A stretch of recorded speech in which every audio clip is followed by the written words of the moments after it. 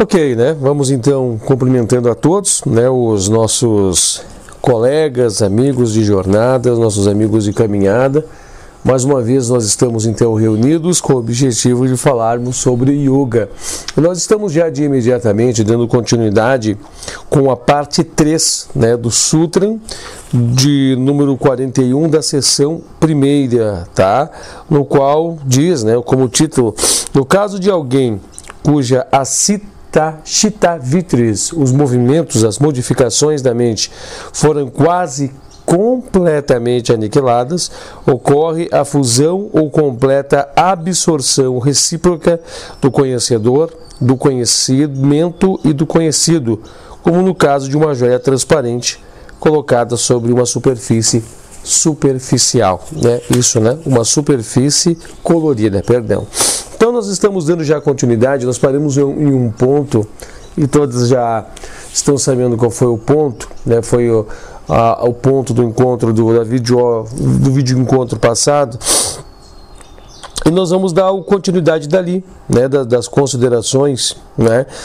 Nós estávamos comentando, né, como é que funcionaria esse comportamento, né, nessa exemplificação, fazendo uma assimilação, né, sobre a mente sendo uma pedra transparente, uma pedra colocada sobre uma folha de papel, né?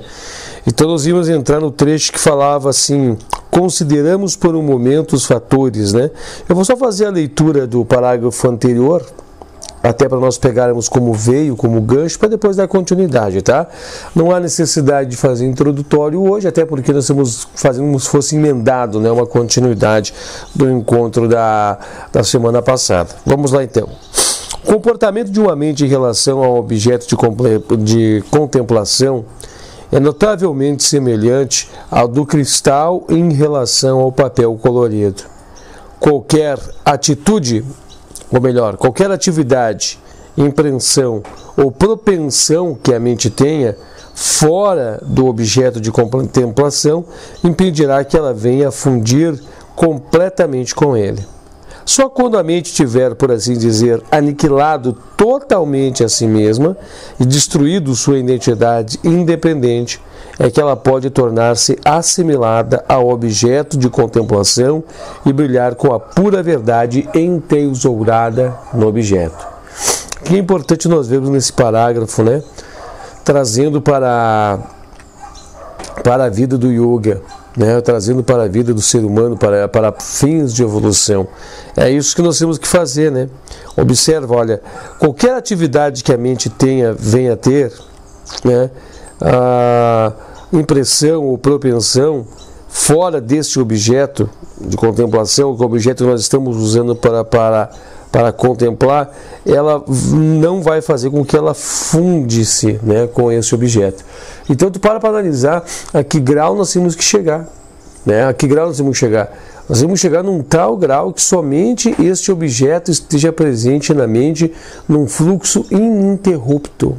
Tá? Essa palavra ininterrupta, ela tem interpretações, mas essas interpretações dessa ininterruptividade não cabem para hoje, né? Cabem para quando nós estivermos mais adiante em assuntos mais teóricos.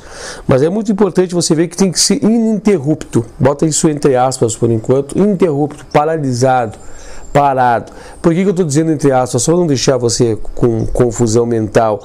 Porque mesmo o objeto estando ininterrupto, mesmo assim ainda encontra-se em movimento na mente, nos primeiros graus de Samadhi, tá? Só para firmar isso, só para não deixar no vácuo. Então nós temos que compreender que o objeto tem que ficar ininterrupto na mente. Então você observa quanta força de vontade tem que ser empregada dentro desse campo mental, né, campo de Chitta. Quanto força de vontade tem que ser empregada para que somente este objeto fique brilhando. E quando a gente fala somente este objeto, é uma escala de profundidade, esse raciocínio, o que você tem que ter muito profundo. Realmente é só o objeto de contemplação. qualquer mínima fagulha, qualquer atrapalhamento, por exemplo, até o próprio corpo, né, direcionando, distraindo a mente atrapalha. Qualquer coisa que estiver fora, né, milimetricamente fora dos quesitos necessários, essa fusão não ocorrerá. E você somente estará pronto para esta tal fusão quando você estiver milimetricamente acertado, assertivo, dentro deste campo, pronto para fazer essa fusão e essa conexão.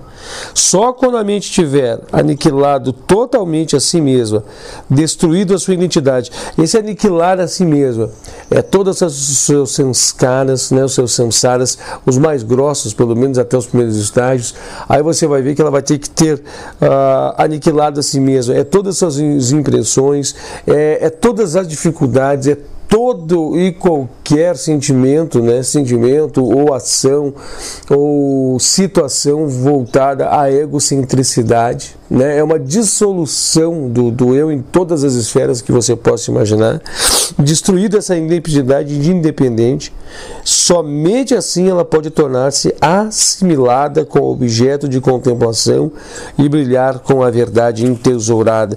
E esta fusão, apesar de ocorrer por muita força de vontade, né, a força de vontade de manter este campo de Chitta concentrado, conectado somente com o objeto de contemplação, ela dá-se de um modo muito natural, né?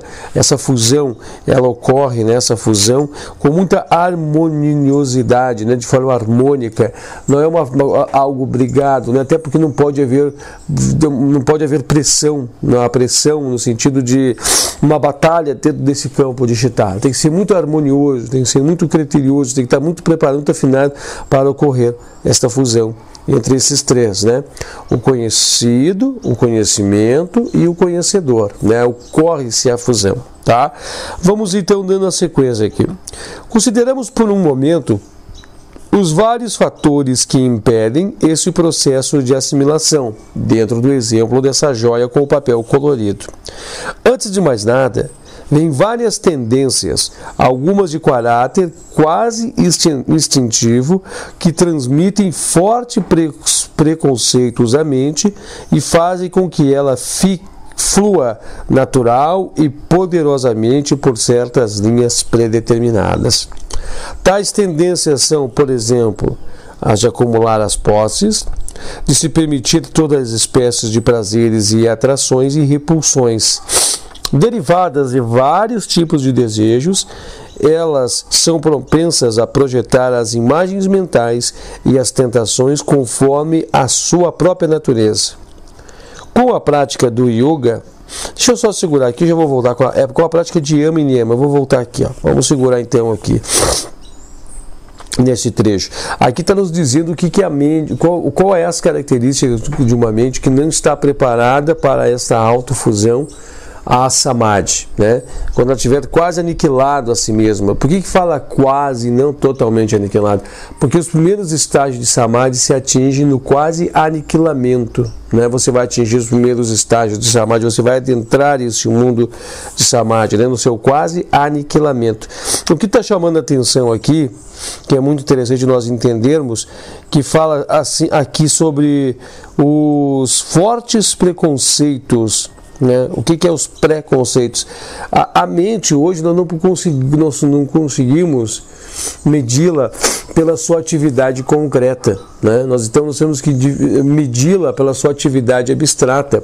E mesmo medindo pela sua atividade abstrata, nós temos que entender que todos esses aparatos abstratos, eles, de um certo modo, eles são mais vívidos, mais concretos que a própria realidade desta vida que nós estamos vivendo aqui. Exemplo, uma carga de ódio, né, uma carga de raiva, aqui nós só vemos os efeitos, né? Neste mundo que nós estamos aqui, que nós estamos experienciando, este mundo material, nós simplesmente vemos o seu efeito, né, o seu efeito, a carga do efeito que aquela energia de raiva, aquela raiva que está ocupando a mente naquele exato momento. Mas, mentalmente falando, isso é algo muito vívido, muito palpável, é uma energia que está percorrendo aquele exato momento, esse campo de Chitá, que faz com que todo este nosso corpo astral vibre muito intensamente. Então, ou seja, neste momento, quem está ocupando a mente, quem está ocupando o corpo de Chitá, o campo de Chitá, está sendo totalmente ocupado por esse veio, né? Por esta força, a raiva. Então, ou seja, ela é algo muito mais vívido, muito mais presente, ela é algo muito mais palpável do que nós podemos imaginar. Então ela está presente nesse exato momento. Então, quando nós tivermos essas propensões, nós não vamos conseguir ter aniquilado, porque isso dá sustentação. Isso é uma corrente que sustenta, né?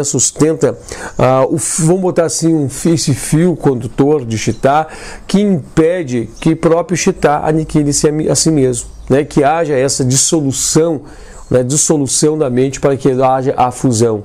Então isso é um grande obstáculo. As pessoas vão dizer assim, mas eu não sinto raiva toda hora, eu sinto raiva esporadicamente. Esse sentir esporadicamente, para fins do yoga, é o que nos impede de chegar a tal situação. Isso é só um exemplo, né? Aqui fala poderosamente por certas linhas pré-determinadas. Então acontece o quê? Que isso é apenas um exemplo do que eu trouxe.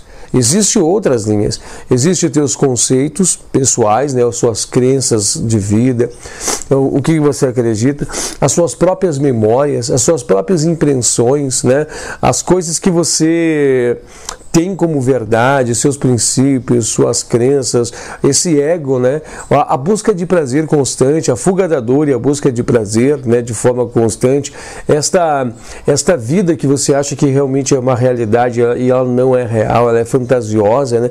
Tudo isso é um obstáculo. Então você cria Chitá cria um mundo para você, ela cria, né, essa falsa identificação, essa identificação com esta mente, melhor dizendo, ela cria um mundo, né, e a gente tem uma crença que este mundo que Chitá criou para nós, com todos os conceitos, preconceitos, os samskaras atuando, né, nossas cargas emotivas de raiva, nossos planos para a nossa vida, nossos objetivos de vida, nossas buscas mundanas aqui dentro, todos os nossos projetos de vida, esse desejo de viver 100 anos, 200 anos, tudo isso está ali, é vívido, é muito vívido e muito intenso e faz com que Chitá, ela cria-se, né, por assim dizer, uma solidez, uma vividez muito grande. Quer um exemplo sobre isso?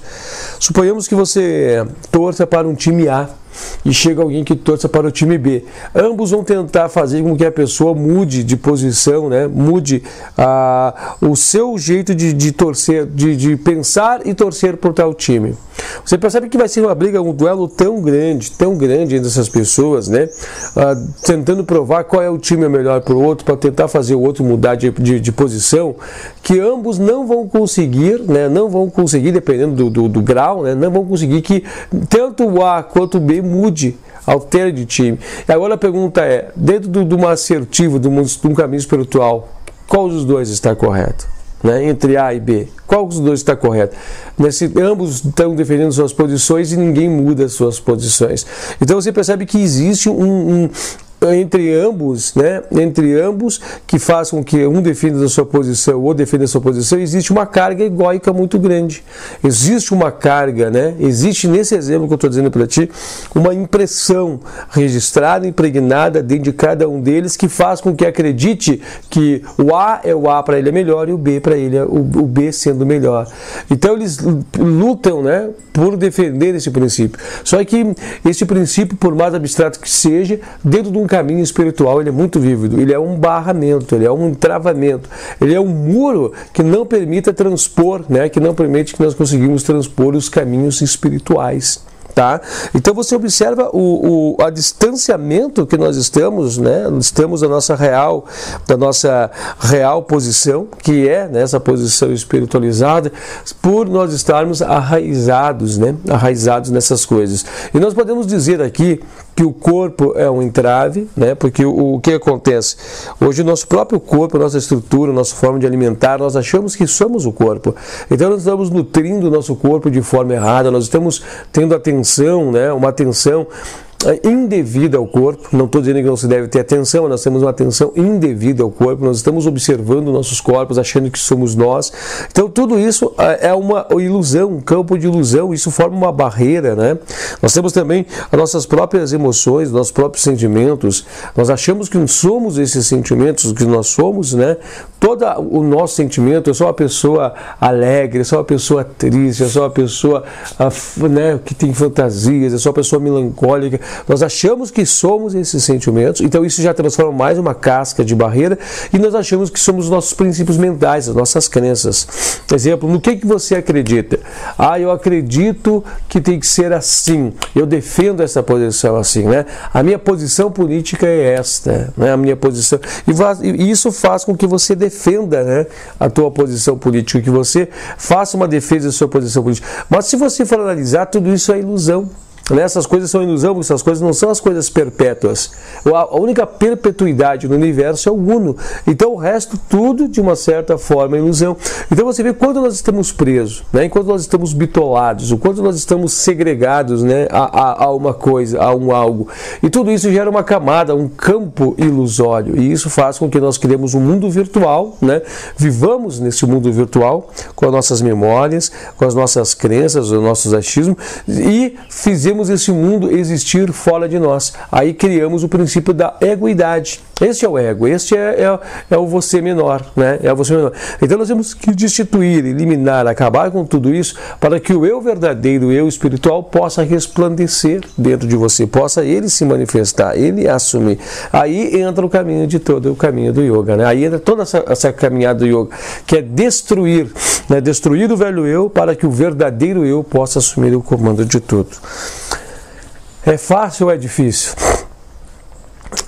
Cada situação é uma situação, né? Cada situação é uma situação. Existe, mas uma coisa é a realidade. A força de vontade tem que ser muito grande, né?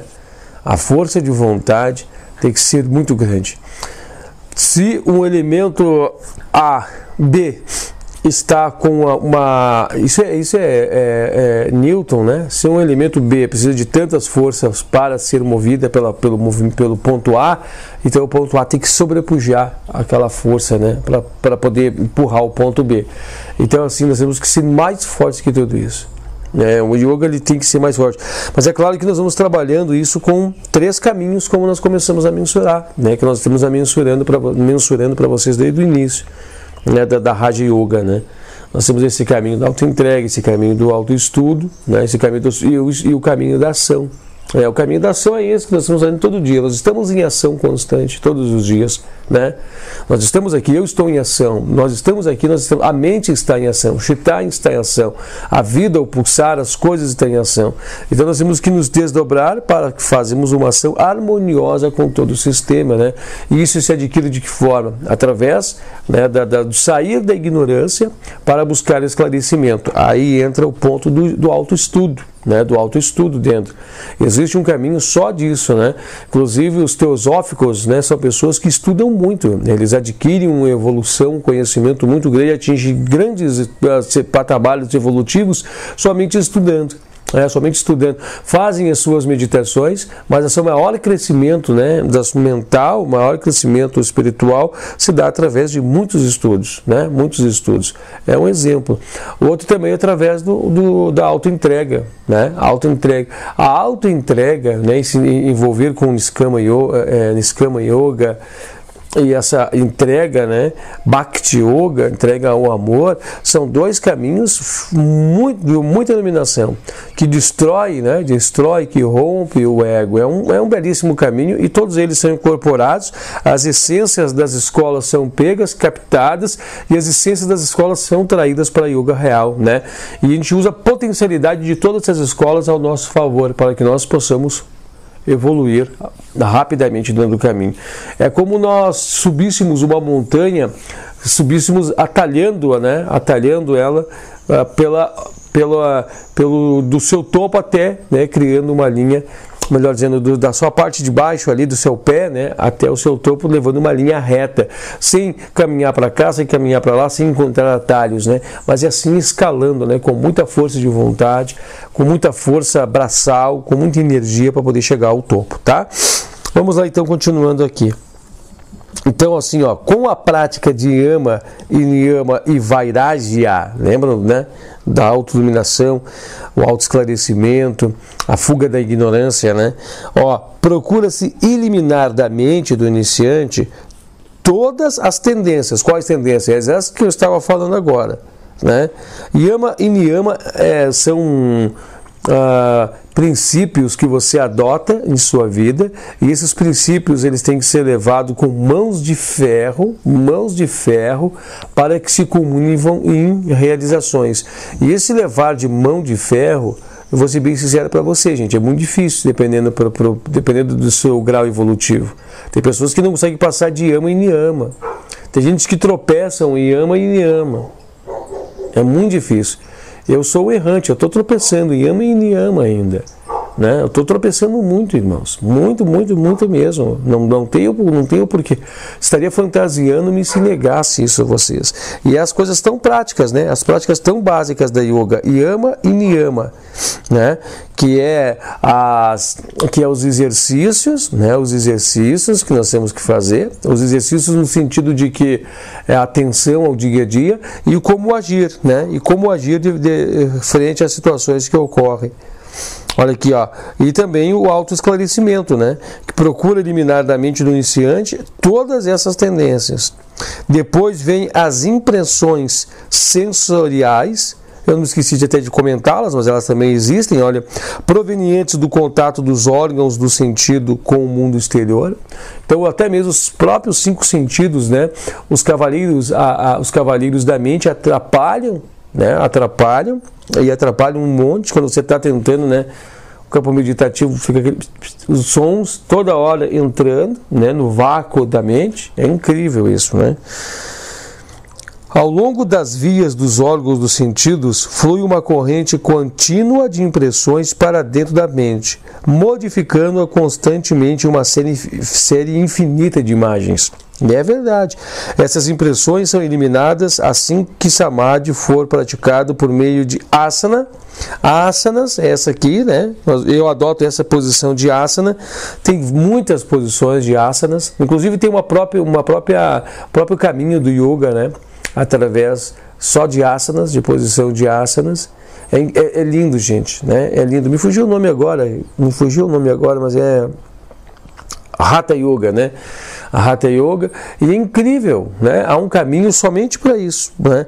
Pranayama, né? Pranayama são os exercícios de respiração profunda, não aqueles exercícios básicos que nós vimos nos últimos encontros, é uma respiração profunda, e essa respiração profunda, né? Ela faz com que você venha descobrir como manipular a energia prânica, né? Essa energia de prana no seu organismo, para fazer com que você bloqueie, né? Passe a conseguir a fazer bloqueio. E muitas outras coisas, né? A ativar outras sensibilidades muito elevadas. E Pratyahara. Pratyahara é essa abstração, esse domínio, esse controle. Pratyahara só se atinge quando se domina Pranayama. Então você tem um autodomínio sobre o seu corpo, sobre os pares opostos, frio, calor, dor, dormências. Eu, quando estou em posição de asana, né, a minha mente fica toda hora conectada a esses pontos aqui, ó. Mesmo que eu estou aqui conversando com vocês, mas eu sinto aqui a pressão que tem aqui. Mas se eu não sou o corpo, que pressão é essa, né, que esses tendões me trazem, ó. Claro que tudo isso eu posso resolver com exercícios, né? Mas a minha mente está aqui, mas eu estou sentindo aqui um desconforto aqui. Mas eu não sou esse corpo, eu não sou isso. Então você vê que a minha mente está conectada a isso. Isso aqui me gera distração. Num grau muito profundo, isso aqui está me distraindo muito. Né? Me distraindo muito mesmo. Ó, o yogi tem de lidar com tudo isso. Depois de lidar de tudo isso, ele tem que lidar apenas com a atividade inerente à própria mente. Quando nós lidamos com o nosso corpo, quando nós conseguimos lidar, né, com a energia prânica para poder fazer o pratyahara, a abstração, vai sobrar o que no plano de fundo? A própria mente. Nós vamos estar totalmente relaxados, totalmente em posição inerte, totalmente desconcentrado, desligado do corpo, mas o seu corpo continua as suas atividades, seu corpo não paralisa as suas atividades. Em que sentido eu quero dizer isso? Porque enquanto nós estivermos, né, ligados o nosso corpo ele está trabalhando, suas funções continuam sendo executadas. A mesma coisa quando você está dormindo. Quando você está dormindo, as ações do seu corpo continuam sendo executadas, né? Seguindo aqui, ó. Depois disso, o yogi tem que lidar apenas com as atividades inerentes à própria mente. Atividade que ele pode levar adiante com o auxílio de imagens armazenadas em sua própria memória e o seu poder de arranjar essas imagens em inúmeras formas. Aqui está dizendo no momento que você vai puxar no seu campo mental uma imagem que está guardada dentro de você, que é a tua semente. Que é a tua semente. Procura-se então controlar e canalizar esse tipo de atividade em dharana, concentração, e dhyana, contemplação. Concentração é fixar a mente em um ponto, né? Só que ela não está ela fica, mas não sai daquele ponto que você vai criar. Por exemplo, você vai puxar uma imagem de uma caneca. Olha quanta imagem ela fica assim na tua mente, né? Então nós vamos ampliar esse campo de concentração, nós vamos estar concentrados, nós vamos estar fixo no que é caneca. Só que tem detalhe, aí vai vir princípio de caneca, profundidade de caneca, tem várias situações envolvendo a palavra caneca para ti. Aí nós estamos em concentração, depois nós vamos para dhyana, que é a contemplação. Então esse objeto ele vai brilhar, né, em seu pleno sentido, né, em seu pleno e mais profundo sentido, ele vai estar totalmente só ele brilhando em nossa mente. Brilhando. Aí nós atingimos Samadhi, aí Samadhi se revela para nós. Tá? Atividade de dharana e dhyana e diferenciar direcionar, melhor dizendo, essa atividade da mente para um único canal. Nada resta agora. Nada pode nela surgir, exceto esta semente de Simyama. Isso tudo vai se transformar na tal semente que é todos os conceitos, tudo que você crê sobre caneca, até a palavra, né, caneca, assimilada àquele objeto, tudo isso se desmancha, se destitui e fica somente a imagem do objeto realmente brilhando, objeto de contemplação. Mas a mente ainda está separada do objeto. Deixa eu segurar aqui. Tá, seguramos aqui, nós estamos encerrando o nosso ponto. Já vamos voltar aqui. Então acontece o quê? Você vai até mesmo. Não vai caber mais para o momento, né? Segura aí, nós vamos já estar voltando aí. Nós vamos dar dando continuidade já a este ponto que é muito interessante. É o ponto que vai trazer a verdadeira luz sobre praticamente todo o que nós temos até agora passando para você aqui, tá? Segura aí que já nós estamos então de volta com você. Porvesva Tetsu Vidur Vedidian Berigod Saiti Mai Diana Pranjodaya Porvesva Vedidian Berigod Saiti Mai Diana Pranjodaya.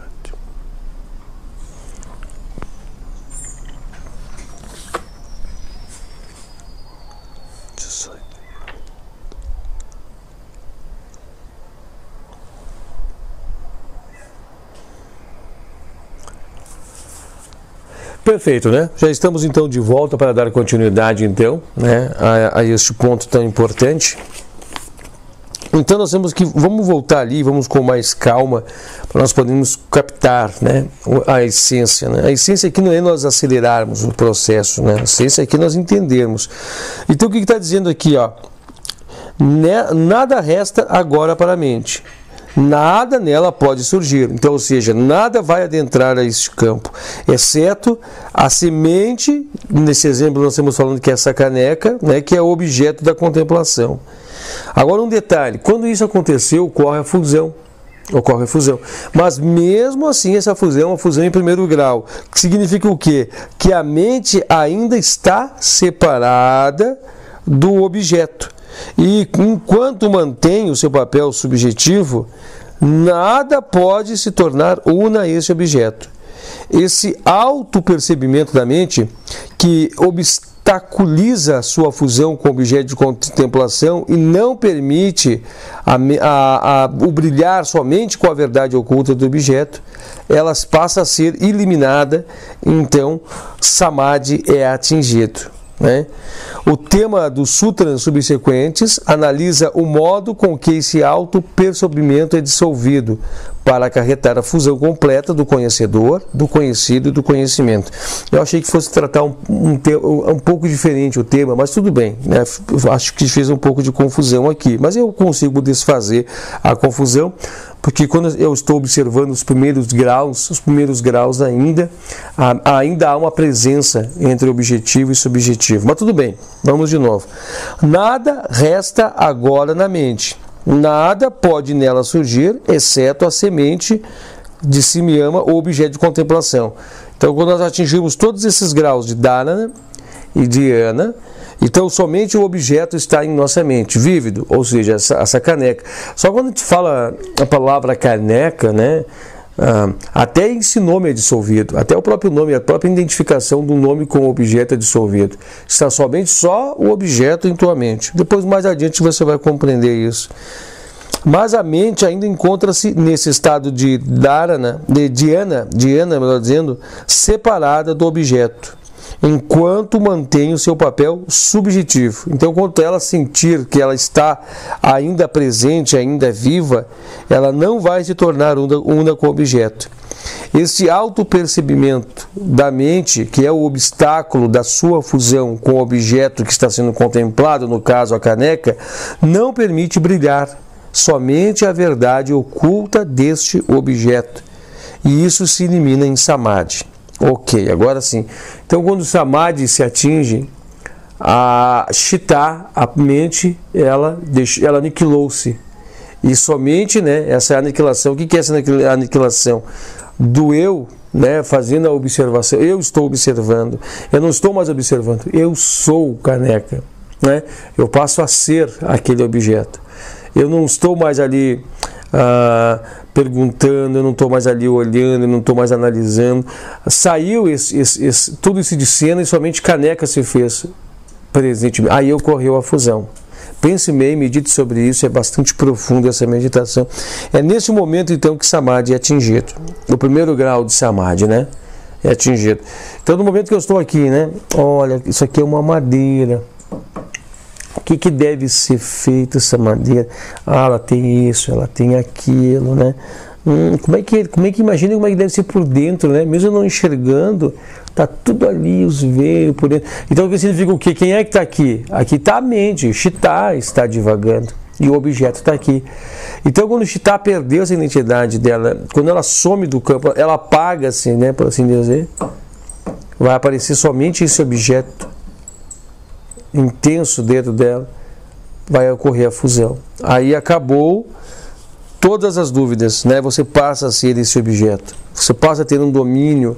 Nossa, é um salto muito grande, irmãos, é um salto muito grande, porque não há questionamentos, perguntas, e todos os poderes inerentes que existem aqui dentro são absorvidos, né? Todo o conhecimento científico, tecnológico, tudo que você possa imaginar, tudo que você possa extrair, pode extrair de conhecimento do poder, da lei, de tudo isso funde-se na tua mente, tudo isso fica ali, registrado.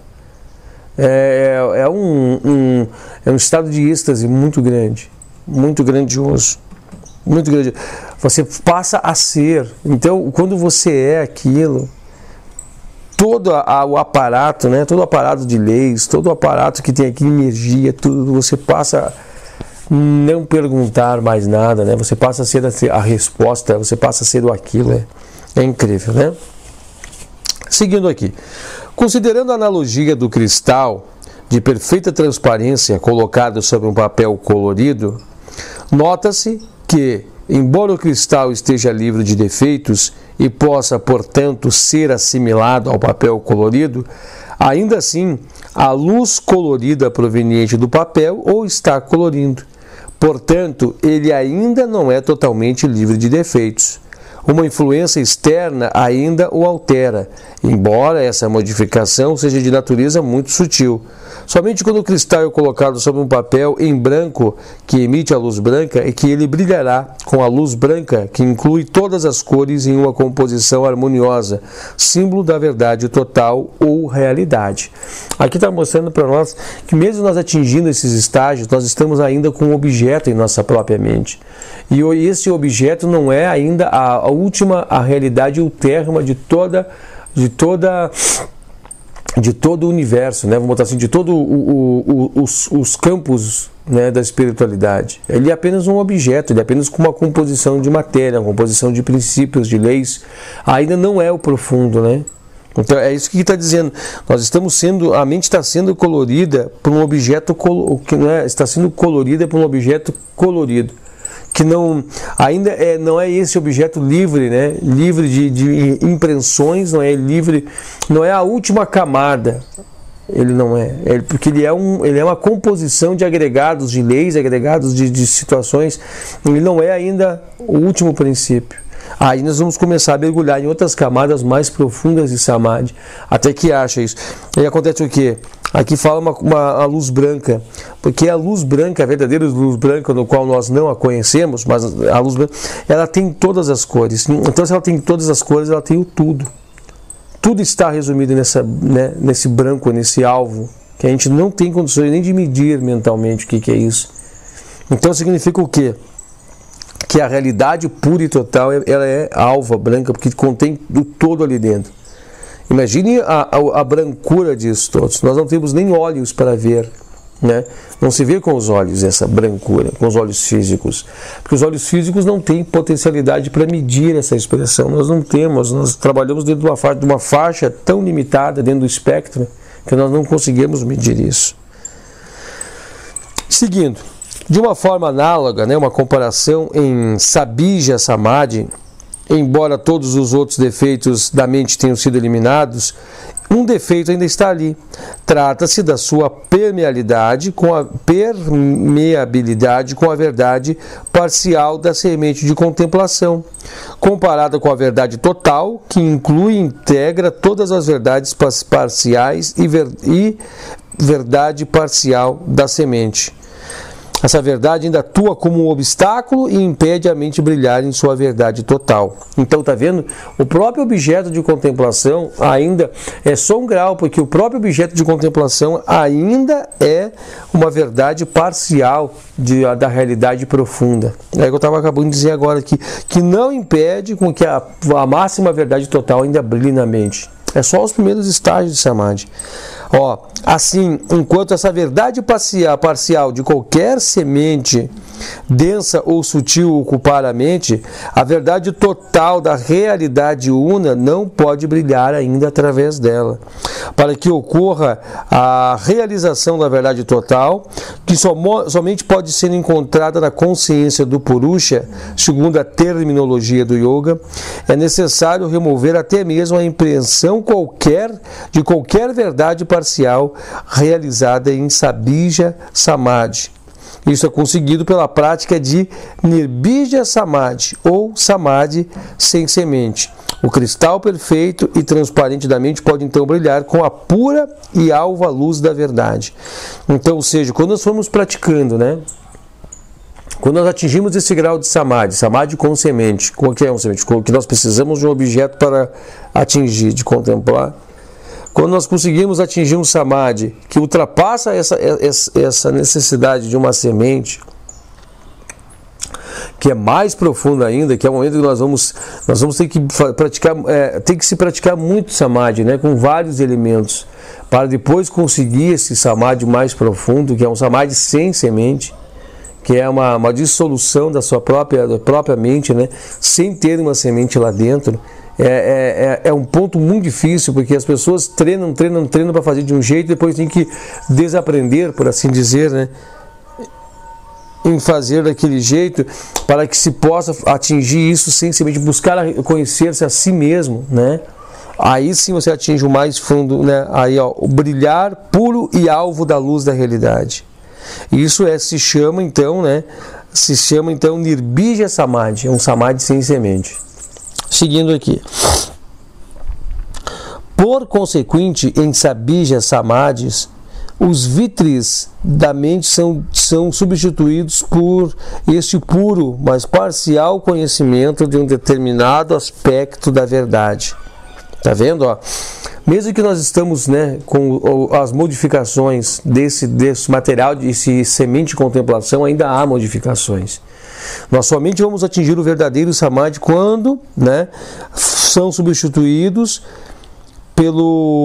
pela pura realidade, um aspecto puro de realidade. E isso é só em Nirbija Samadhi que esse conhecimento puro, todavia, que esse sentimento puro de realidade é sentido pela própria consciência ou pelo próprio Purusha. Eu vou só fazer a leitura aqui, não diz bem dessa forma que eu estou falando, porque ela interpreta, ela quer dizer isso, mas está interpretando diferente. Vamos lá. Por consequente, em Sabija Samadhi, os vítrios da mente, que é as modificações da mente, são substituídos por esse puro e parcial, puro, mas porém parcial, conhecimento de um determinado aspecto da realidade. Né? Nós estamos com as modificações do próprio objeto de contemplação ainda. Porém, em Nirbija Samadhi, esse conhecimento, todavia, parcial, que não tem mais, né, um objeto, é substituído pela realidade pura ou pela consciência do próprio Purusha. Olha a diferença disso, né? Mesmo quando nós estamos fundindo em Samadhi, né, e um objeto ocupa a nossa mente, esse objeto ainda está ali. Esse objeto ainda é o responsável por isso. Nós estamos fundidos com esse objeto, mas esse objeto, as suas modificações, as suas leis, os seus princípios estão ali. Ainda há algo ali. Para atingirmos o verdadeiro Samadhi, que é o Samadhi sem semente, nós temos que aniquilar até isso. Aí a mente brilha em sua pura, máxima pureza, porque não está contaminada nem mesmo por um objeto de contemplação. É muito profundo isso. Então, se você analisar, você vai ver um passo até chegar a esse ponto de Samadhi e um passo para aprofundar ainda mais a outro Samadhi, que é o verdadeiro Samadhi. É um Samadhi muito profundo, né? É um Samadhi de uma profundidade muito grande. Quando nós aniquilamos até mesmo as modificações do objeto de contemplação.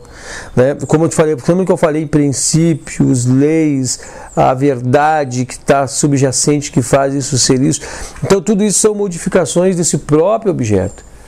Ainda não é, apesar de ter uma realidade que nós estamos observando, não é a realidade íntegra, total e pura de toda a realidade.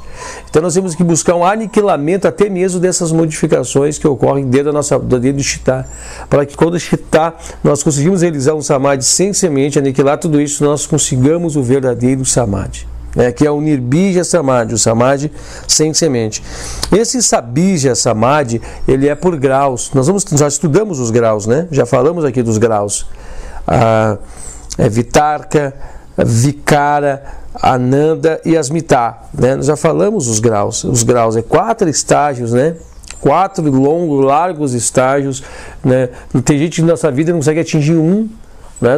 Imagina transpor esses 4 estágios para depois chegar ao limiar, né? de um Samadhi sem semente. E você aprofundar-se nas camadas das raízes, né? Das raízes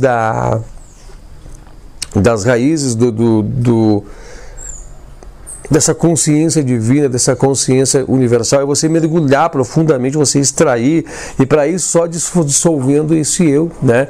Imagine uma emulsão aonde tem ali um pigmento, e esse pigmento não se dissolve, não se mistura, esse pigmento somos nós.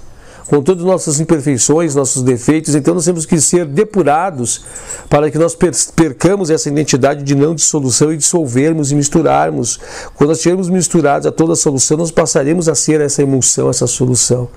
E aí nós estaremos, então, tendo a possibilidade de estar em contato com tudo isso, um contato vívido e puro, sem artifícios, né, no meio.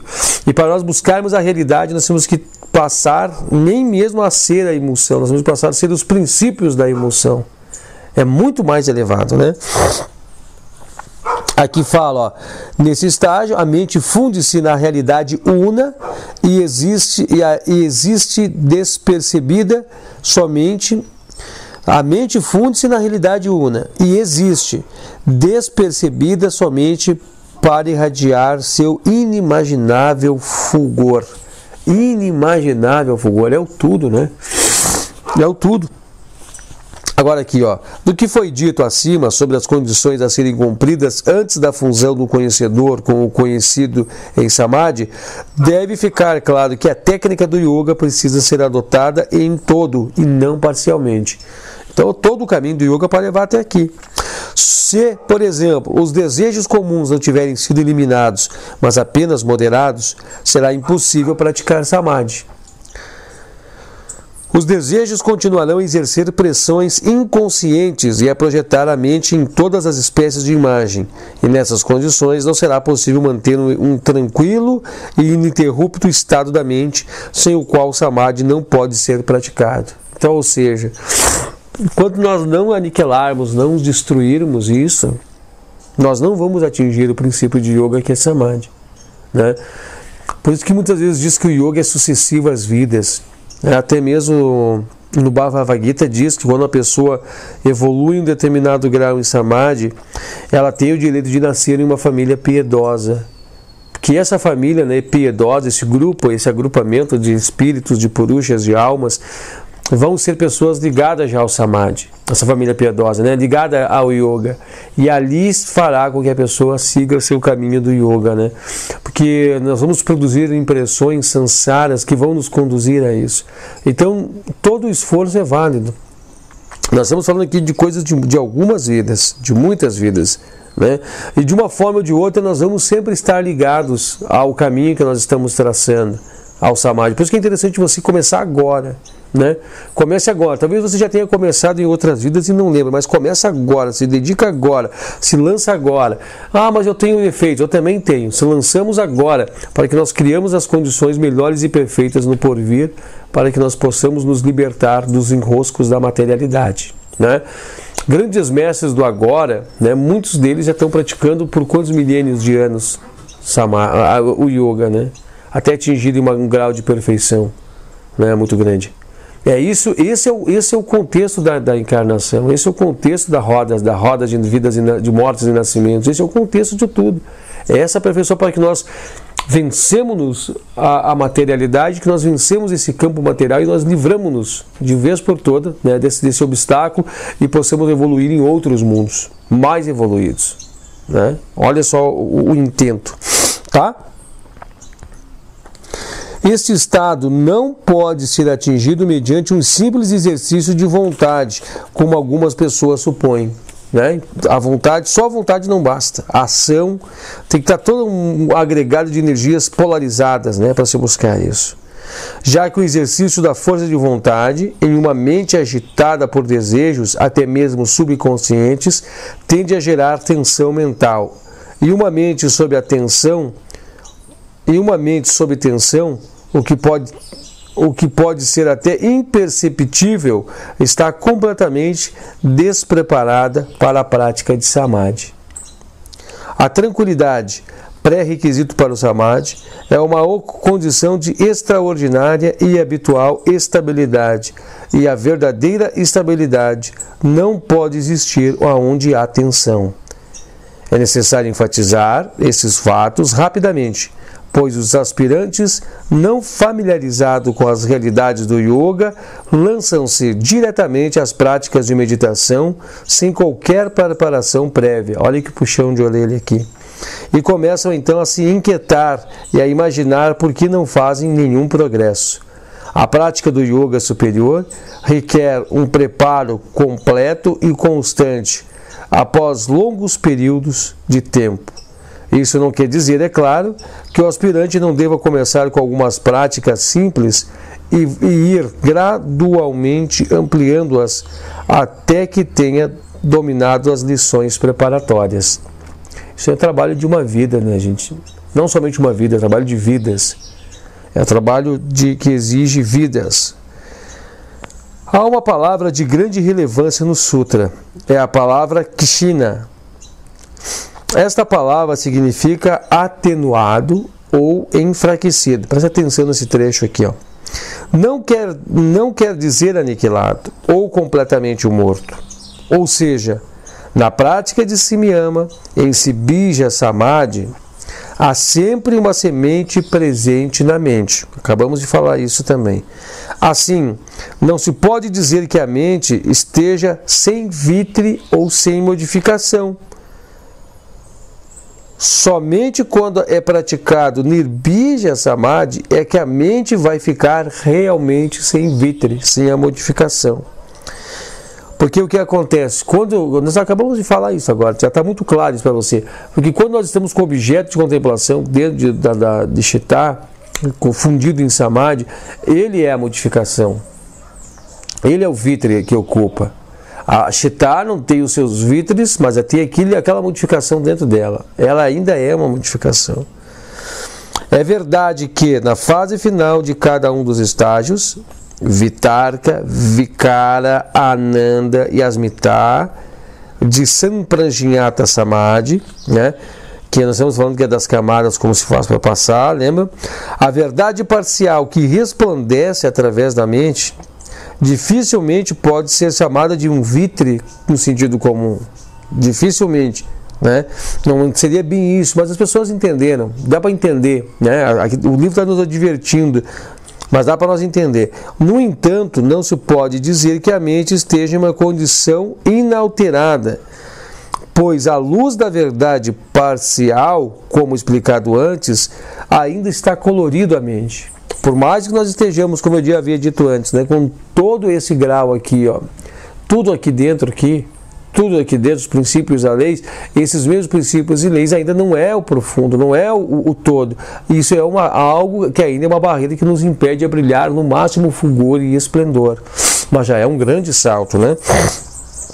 Ó, a mudança da condição comum da mente, na qual continuamente ocorre todo tipo de transformação, para uma condição em que somente um objeto continua a ocupá-lo, é chamado de Samadhi Parinama, ou Parinama, como está contido na seção 3 do Sutra de número 11. O estado final atingido na transformação pode ser melhor descrito como aquele que os vitres da mente tornam-se Kshina, mas obviamente não significa completa aniquilação ou desaparecimento dos vitres, como sugerem alguns comentaristas. Então, o que ele...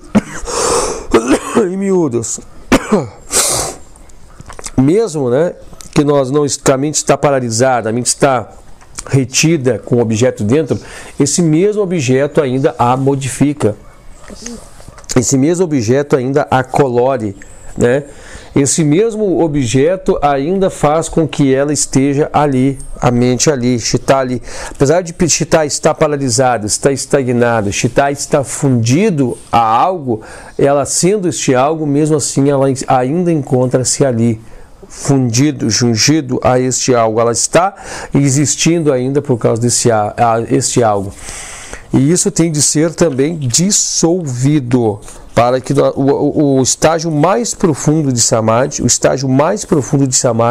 seja então atingido, para depois levarmos, né, a autoliberação que é Kaivalya, né, ou Kaivalya, tá? Ok. Espero que tenha trazido um pouco de luz sobre esse tema tão conturbado, esse tema tão complicado, para aprendizes, né? Yogis já estão por dentro desse ponto, mas espero ter trazido uma luz, espero não ter sido confuso.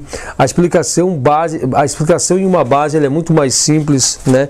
Mas fazendo a leitura do que o Taino está nos trazendo e as citações em cima do que ele nos coloca, talvez gerou um pouco de confusão, mas assista, reassista, reveja esse vídeo que ele vai clareando você, ele vai trazendo luz sobre tudo isso, vai deixando você mais iluminado acerca do aprendizado que está contido nesse sutra tão importante. É interessante captar muito bem essa essência desse sutra aqui, porque a essência do 42 é que vai nos trazer a chave de conhecimento, do 41, melhor dizendo, que vai nos trazer a chave do conhecimento por Sutra 42. Porque o Sutra 42 ele fala dessa primeira entrada, né? Desse primeiro ponto aqui, ó. Desse primeiro ponto aqui ele vai nos trazer informação, ó, de quando nós estamos saindo, né, aqui do ponto de Dhyana, estamos adentrando, né, adentrando Samadhi, que é Savitarka Samadhi. né, que é o momento que nós estamos entrando no primeiro estágio, que nós estamos rompendo, né, rompendo esse limiar das modificações da mente. A mente está sendo modificada somente por objeto de contemplação, está somente com o objeto de contemplação, nós estamos entrando nesse estágio. Como é que chama esse estágio? Savitarka. Né? E nós vamos estar vendo no próximo sutra este ponto. Este ponto vai nos trazer uma luz para compreender não somente Savitarka, mas todos os outros processos, porque os outros processos são iguais em tese, são semelhantes, são análogos, né? Usa-se de comparação ao mergulho, busca-se o objeto, faz-se, né, a contemplação desse objeto, aí fazem-se o mergulho desse objeto, contemplam, né? Consegue segurar ele como o único objeto na mente. Aí você passa para o outro plano. Aí você no mesmo outro plano, olha como é interessante isso, no outro plano você busca para fundir o mesmo processo com um objeto mais profundo ainda. E aí você vai indo, rompendo, né, os obstáculos até chegar ao ponto, o marco zero, por assim dizer. Tá? Mas aqui vem nos explicar esse processo, então, né? Esse processo mental de dharana, que é a contemplação, dharana, a concentração, dhyana, que é a concentração, e o samadhi. Né? Nós vamos estar vendo então nesse sutra aqui no 42 como esse processo se dá. Tá? É um sutra também bastante comprido, ó, vocês observam aqui, olha quantas páginas ele tem, olha só, até aqui, olha só, mas vai nos trazer muito conhecimento, muito ensinamento, e é muito interessante que nós captamos a essência dele para aprofundarmos os nossos conhecimentos, porque a partir desse ponto nós já vamos praticamente para a conclusão, né? A conclusão, o fechamento da primeira sessão. Estamos nos últimos sutras de fechar a primeira sessão, depois nós vamos para a parte da prática da yoga, né? Saímos desse lado de saber o que é o Samadhi e vamos para o lado das práticas, tá? Muito obrigado a você que acompanhou esse nosso vídeo encontro. Estou ansioso também para nós darmos continuidade com o próximo vídeo encontro, no qual nós vamos tratar então da sessão de número 1 do Sutra de número 42. Estamos avançando bastante, né, com os nossos sutras, nossos vídeos, né? Obrigado a todos pelo carinho, obrigado a todos pela companhia e Namastê.